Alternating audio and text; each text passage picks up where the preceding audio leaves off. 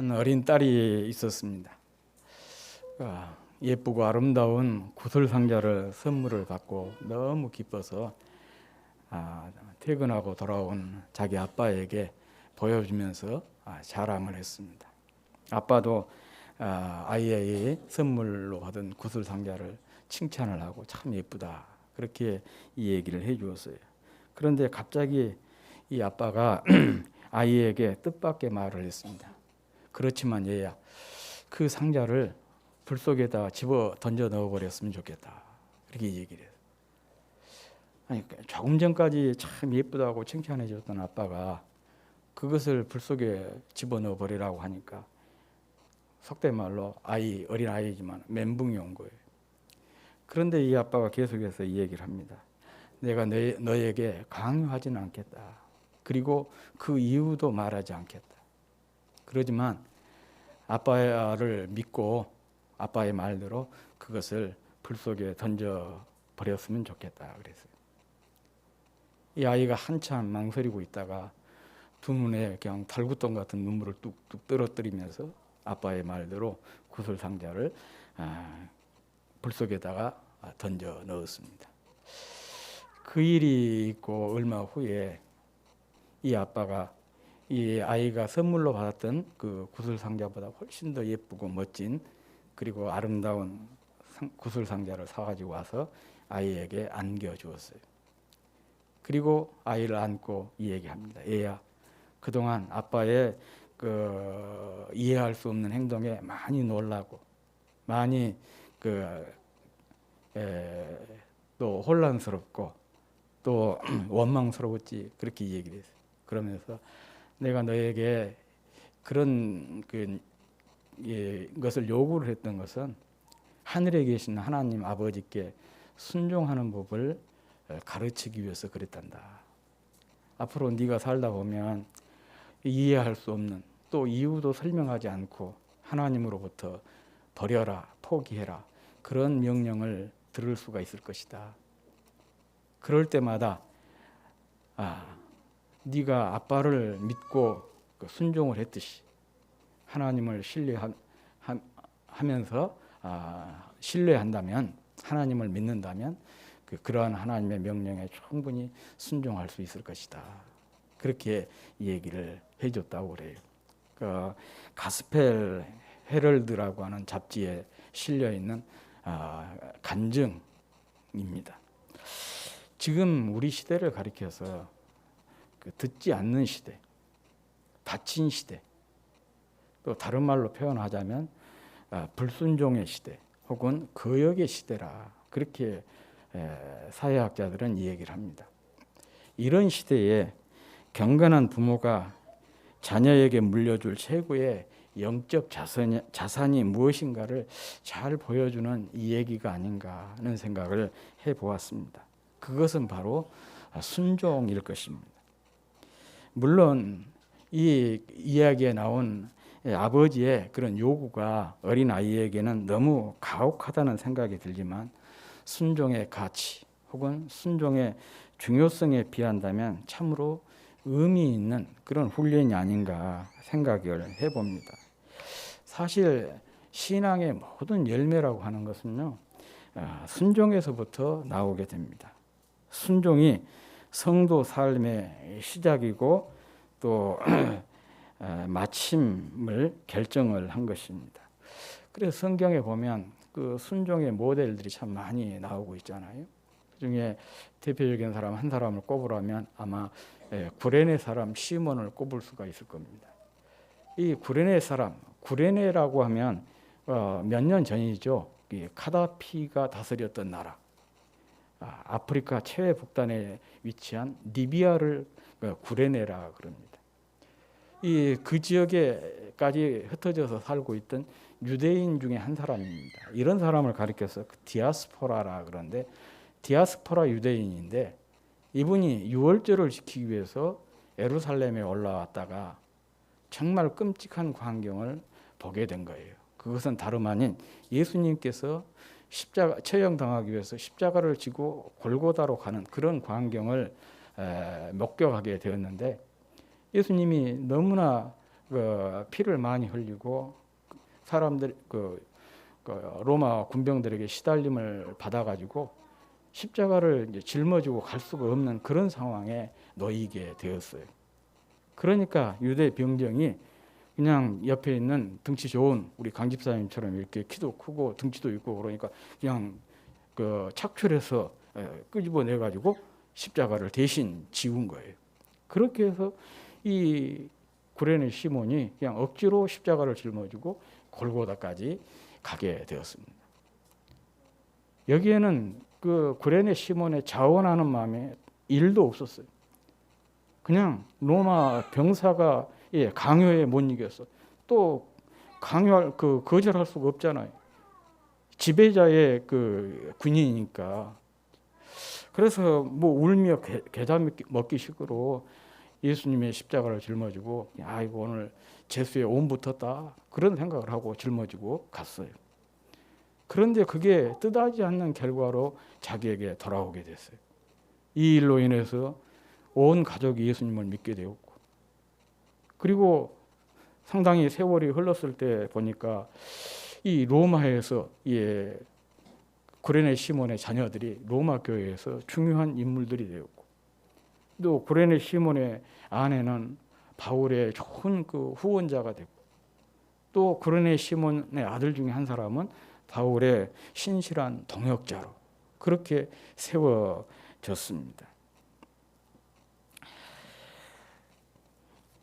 또 뭐 우리 예수님 역시 순종의 모범이라 모델이라 또 우리가 얘기할 수 있을 것입니다. 하나님의 아들이면서 인류를 구원하기 위해서 하늘 보좌를 내어 놓으시고 인간의 몸을 입고 이 땅에 오셨고, 또 이 땅에 사시면서 정말 비참한 일생을 사셨어요. 그리고 마지막 죽는 순간도 십자가라고 하는 극형을 받아서 돌아가셨습니다. 그런데 주님은 이 십자가 죽음 앞에서 다 이루었다고 말씀하시므로 이 땅에서의 순종의 생활을 사역을 마감하셨습니다. 이렇게 우리 주님께서 본을 보이셨고, 또 억지로 짊어진 것이 억지로 진 것이었지만은 이 십자가를 짊어졌던 구레네 시몬처럼 순종이야말로 주님을 기쁘시게 하는 일, 주님의 마음을 시원하게 해드리는 일이라는 것을 우리가 알 수가 있습니다. 그래서 이 시간에는 주님께 기쁨이 되는 삶, 네 번째로 순종에 대해서 여러분과 함께 은혜를 나누고자 합니다. 오늘 본문은 에레미야 선지자의 소명과 관련된 말씀입니다. 그래서 에레미야서 1장을 가리켜서 에레미야의 소명장이라 그렇게 이 얘기를 합니다. 성경에는 모세를 비롯한 여러 사람의 소명 이야기가 기록이 되어 있습니다. 그런데 성경에 나온 소명 이야기에는 두 가지 패턴이 있습니다. 하나는 대화 형식이고 다른 하나는 천상회의 환상 형식입니다. 모세의 소명, 기드온의 소명, 또 이스라엘의 첫 번째 왕이었던 사울의 소명, 그리고 에레미야의 소명은 소위 대화 형식에 속하는데, 이 대화 형식 소명에는 네 가지 대화 패턴이 들어있어요. 오늘 에레미야의 소명 사건에도 보면 네 가지의 대화 패턴이 들어있습니다. 첫 번째는 하나님의 부르심이고, 두 번째는 하나님의 부르심에 소명자가 거부하는 거예요. 그리고 세 번째는 하나님의 설득, 마지막으로 네 번째는 하나님의 약속. 이렇게 하나님의 부르심과 소명자의 거부와 하나님의 설득과 약속이라고 하는 네 개의 대화의 패턴이 대화 형식 소명에 나오고 있습니다. 이런 패턴을 잘 보여주고 있는 것이 에레미야의 소명 사건입니다. 그래서 이 대화 형식 소명을 가리켜서 뭐라고 얘기하냐? 에레미야식 소명이다. 이렇게 이 얘기를 합니다.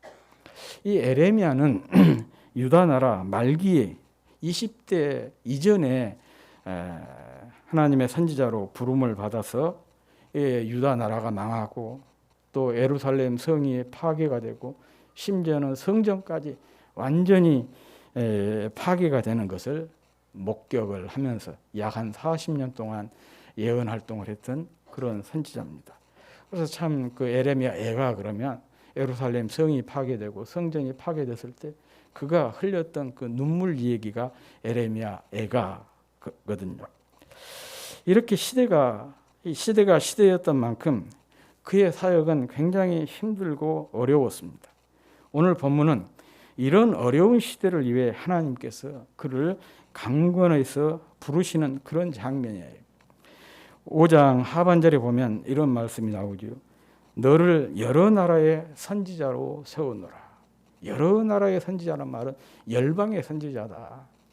하나님께서 이 20살도 못된 에레미야를 향해서 내가 너를 여러 나라, 열방의 선지자로 세웠다. 그렇게 말씀을 하셨습니다. 그러자 이 하나님의 부르심에 에레미야가 역시 강한 거부를 표명을 합니다. 6절 말씀이에요. 우리 같이 한번 읽어보겠습니다. 6절 시작. 내가 이르되 슬프도소이다. 주 여호와여 보소서. 나는 아이라 말할 줄 알지 못하나이다 하니라. 슬프도소이다. 이게 우리말로 이렇게 번역을 해놨는데 그 히브리어에서는 감탄사예요. 아하 그래요. 탄식이죠.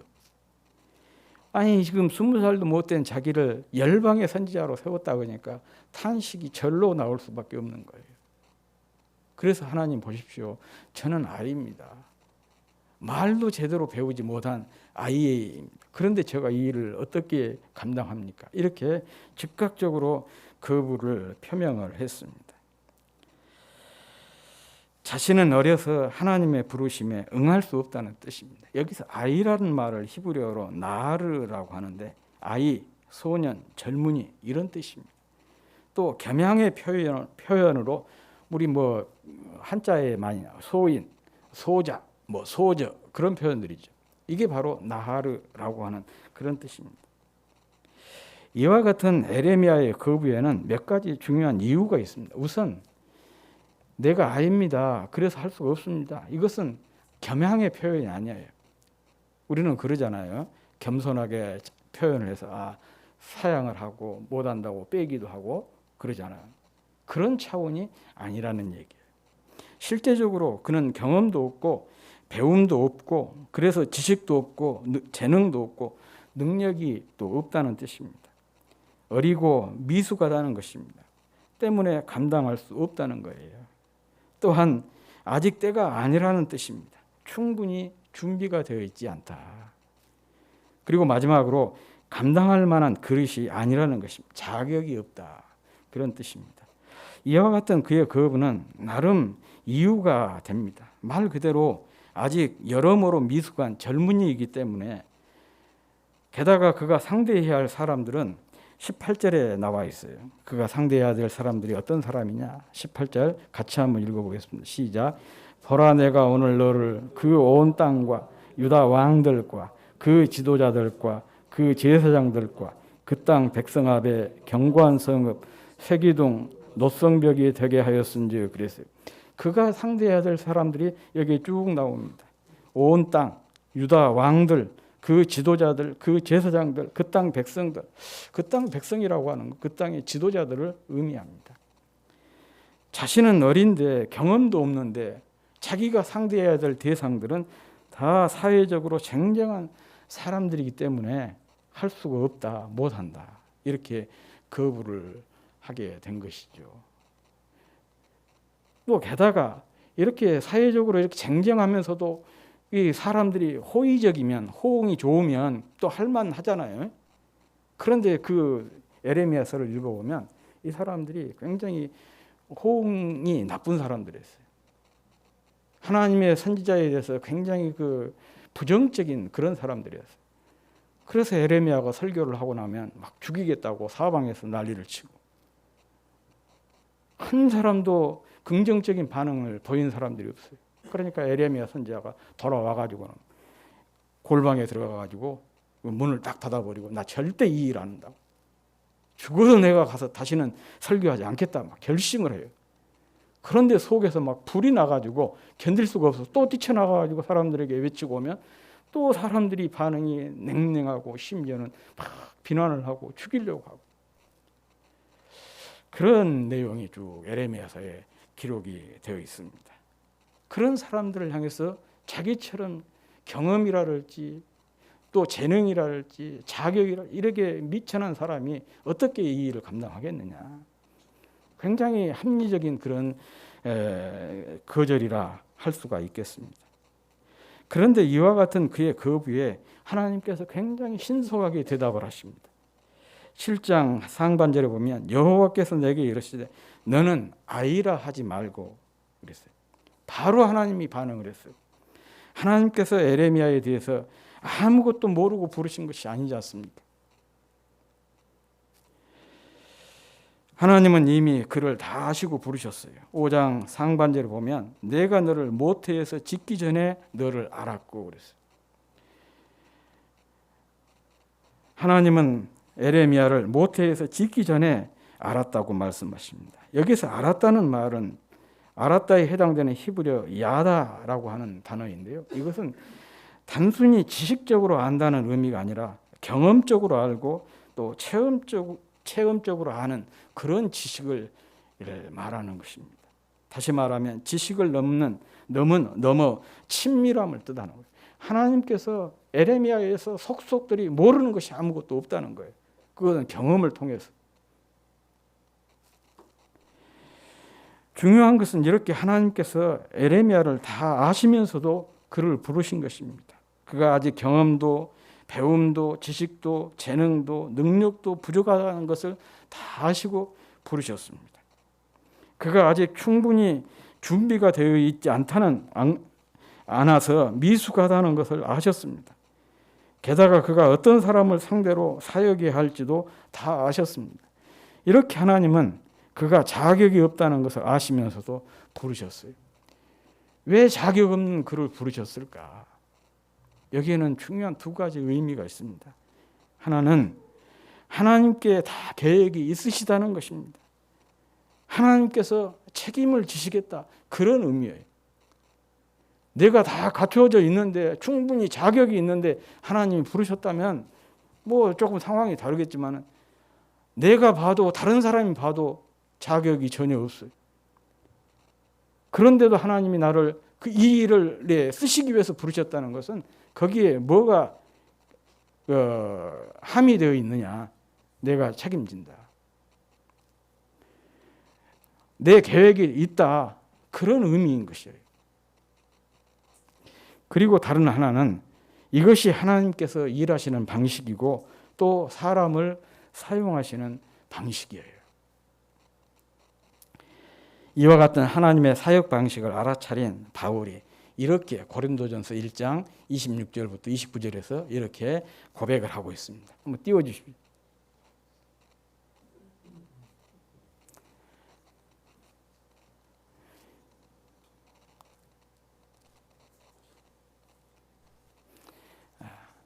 우리 함께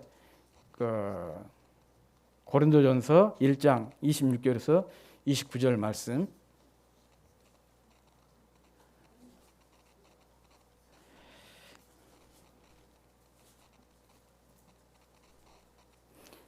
함께 읽어보겠습니다. 시작. 형제들아 너희를 부르심을 보라. 육체를 따라 지혜로운 자가 많지 아니하며 능한 자가 많지 아니하며 문벌 좋은 자가 많지 아니하도다. 그러나 하나님께서 세상에 미련한 것들을 택하사 지혜 있는 자들을 부끄럽게 하려 하시고 세상에 약한 것들을 택하사 강한 것들을 부끄럽게 하려 하시며 하나님께서 세상에 천한 것들과 멸시받는 것들과 없는 것들을 택하사 있는 것들을 폐하려 하시나니 이는 아무 육체도 하나님 앞에서 자랑하지 못하게 하려 하심이라. 아멘. 바로 이것이 하나님께서 일하시는 방법이에요. 또 이것이 하나님께서 사람을 사용하시는 아주 중요한 방법인 것입니다. 세상은 사람을 사용할 때 다 갖추어진 사람, 잘 준비된 사람, 또 지혜롭고 똑똑한 사람, 유능하고 재능 있는 사람을 뽑아서 사용합니다. 그래서 요즘 젊은이들이 취직을 위해서 얼마나 열심히 공부를 하고 또 얼마나 열심히 준비를 합니까? 그런데 하나님은 이런 방식으로 사람을 뽑지도 않으시고 또한 사용하시지도 않으신다는 것입니다. 그러니까 이건 그냥 지식적으로만 받아들일 것이 아니고 정말 마음으로부터 깊이 우리가 아멘 해야 될 내용이에요. 이게 하나님의 사역 방식이고 사람을 사용하시는 방법이에요. 만약의 경우에 하나님도 세상 사람들처럼 잘 갖추어진 사람, 준비가 잘 된 사람, 지혜롭고 똑똑한 사람들만 사용하신다면 우리는 교회 문턱을 넘을 수 있는 사람 몇이나 될까요? 우리 중에는.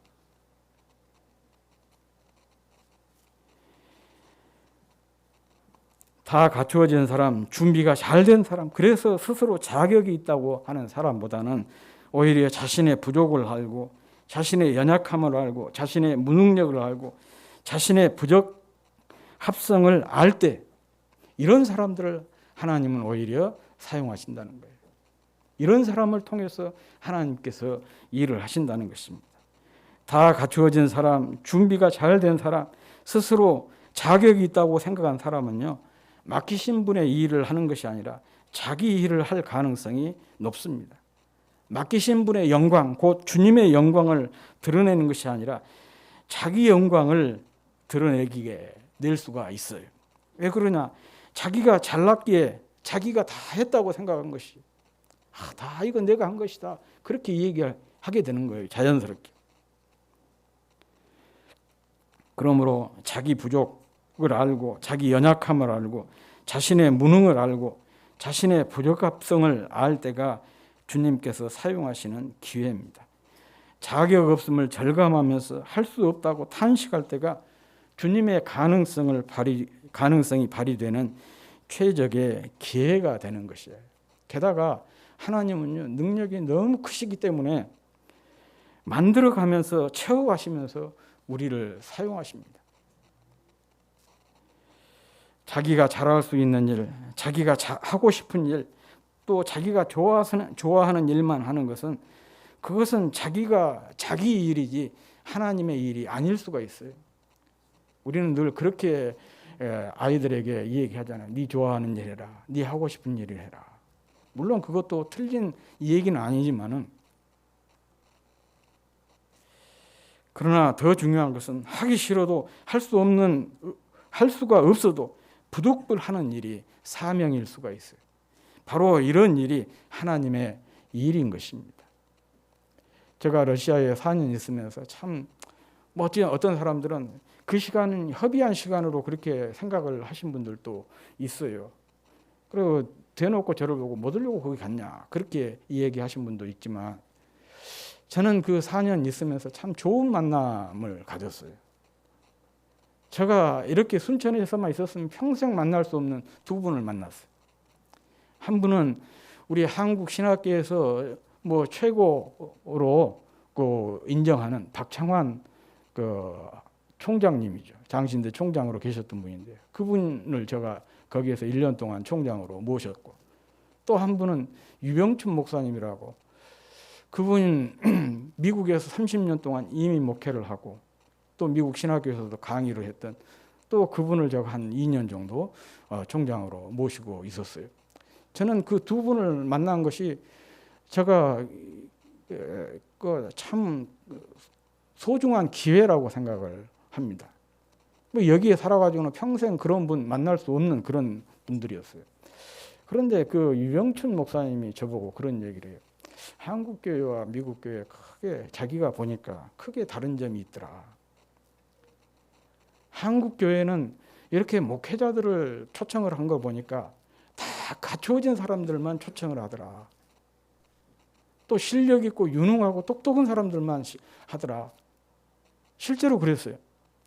이제 지금은 자꾸 비난을 받게 되니까 그렇게 안 하지만, 한때는 4년제 대학교 나오고 신대원 나오면서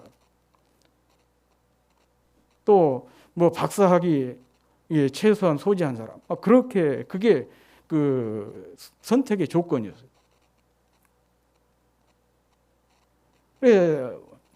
잘 갖춰진 사람, 준비가 완전히 끝난 사람, 유능하고 똑똑한 사람들을 그 담임 교육자로 초청을 하더라. 그런데 자기가 보니까 미국에서는 그렇게 안 하더라는 거예요. 만약에 이 박사학위를 가진 사람과 박사 과정에 있는 사람 두 사람이 경합이 붙으면 누구를 미국 교회에서는 선택을 하냐? 우리 한국에서는 당연히 박사학위 받은 사람이 그 선택의 대상이 되겠지만 미국에서는 박사 과정에 있는 사람을 선택을 한다는 거예요. 그러면서 뭐라고 얘기를 하냐? 목사님, 우리가 목사님께서 열심히 공부하고 논문을 그 박사학위 논문을 쓰는데 열심히 교회에서 최선을 다해서 도울 테니까 목사님도 우리 교회에서 목회를 하시고 우리 교회를 하나의 모델로 해가지고 멋진 논문 하나 써주십시오. 당회에서 그렇게 얘기한다는 거예요. 그러니까 목회자를 어떻게 생각하냐? 다 된 사람, 갖추어진 사람을 목회자로 선택한 것이 아니고 목회자도 계속해서 성장해야 되니까 성장 가능성 있는 사람을 모셔와가지고 교회가 성장할 수 있도록 이렇게 뒤에서 후원하는 거예요. 그래서 함께 성장을 하는 교회, 이게 바로 미국 교회더라. 그 얘기를 해요. 참 제가 무릎을 쳤습니다. 그리고 참 우리 한국 교회 현실에 대해서 참 안타깝다 그런 생각을 많이 갖게 되었어요. 요즘은 이제 순천도 상당히 이제 분위기가 많이 바뀌고 있거든요. 이 순천에서도 조금 뭐 어느 정도 그 사이즈가 되는 교회들은 절대 이 지역에 있는 목회자들을 후임으로 세우지 않았어요. 전부 서울 큰 교회에 부목사로 있는 사람들. 또 어떤 교회에서는 뭐 해외에서 사역하고 있는 사람들, 그런 사람들을 주로 모셔왔거든요. 그런데 막상 그분들이 와서 여기 적응을 하는 과정에서 여러 가지 문제가 있고 그러니까 요즘에는 아이고 서울에서 데려올 것이 아니고 우리 지역에서 사역을 잘 하시는 그런 목사님들을 모시자. 그런 이제 운동이 조금씩 이렇게 번져가고 있습니다. 저는 참 그 긍정적이고 좋은 운동이라 그렇게 생각을 해요. 교회는 바로 그런 것입니다. 준비된 사람들, 갖추어진 사람들, 똑똑하고 유능한 사람들이 일하는 곳이 아니라 항상 자기 부족을 절감하는 사람들이 사역을 하는 것이죠. 그래야 그런 사람들이 일을 다 맞춰놓고도 뭐라고 고백을 하겠습니까? 유학을 보내놓고 내가 한 것이 아니라 주님이 매일같이 장문의 카톡을 나같이 이렇게 무능하고 무기력하고 무능력한 자가 무엇을 했겠습니까? 뭔가 조금이라도 한 것이 있다면 그거 다 주님께서 힘을 주시고 은혜를 주셔서 한 것입니다. 그런 고백이 나올 수밖에 없는 것이죠. 그리고 부족하지만 서로 이렇게 도와서 성장시켜 나가는 거예요. 그렇게 하면서 함께 성장하면서 섬기는 것, 이게 바로 건강한 교회의 모습인 것이죠. 목회자도 마찬가지.